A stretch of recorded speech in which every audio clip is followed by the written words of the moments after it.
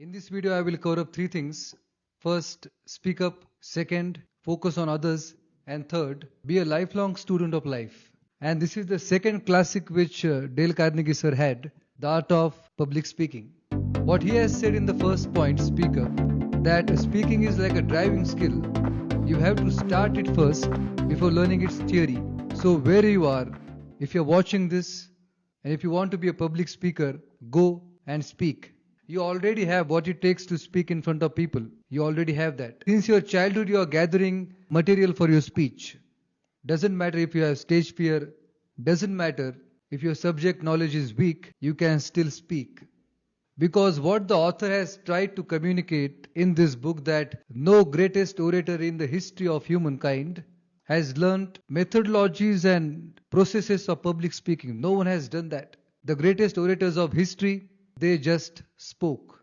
They spoke their heart out. They spoke with earnestness because they cared for society. They had something worthwhile to say and they spoke. Their great intentions, their good feeling for mankind made their words to reach the hearts of people, and they made impact in their lives.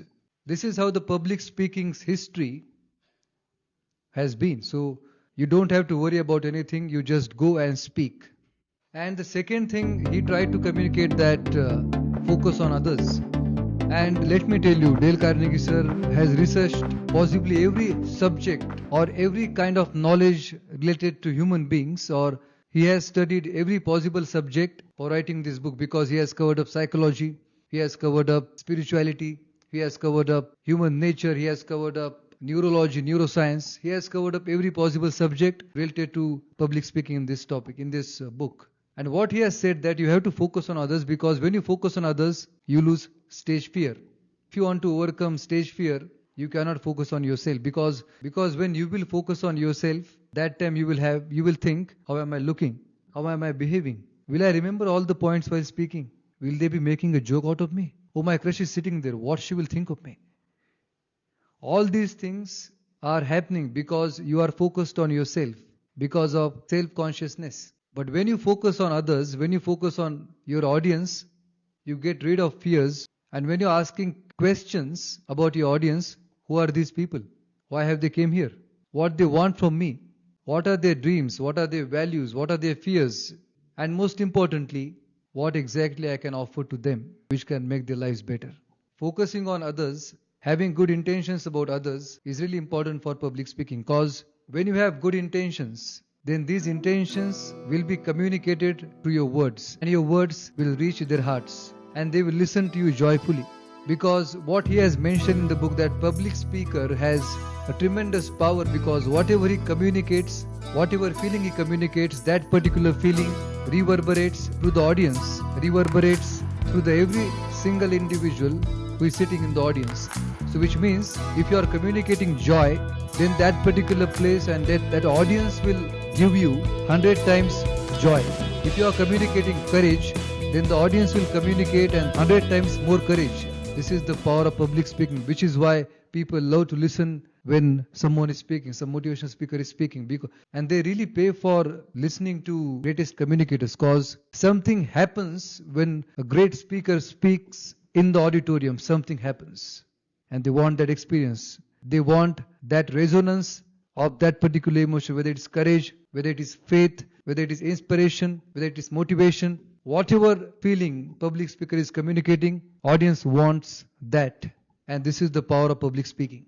Hence it is important to focus on others, getting information about our audience, thinking about them while speaking, and having good intentions before speaking. And third point, become a lifelong student of life.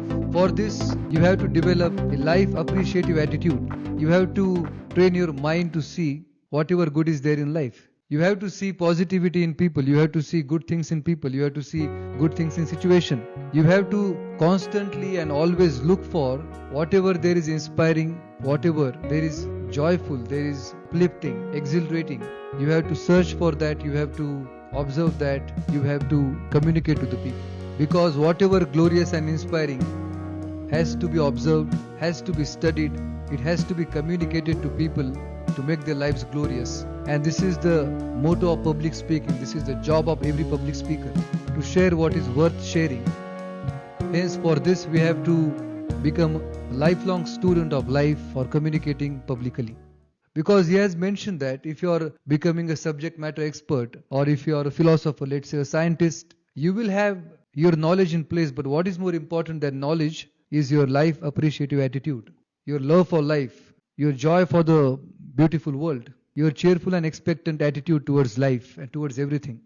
And when we'll have this in place, you will automatically observe people. You will observe things.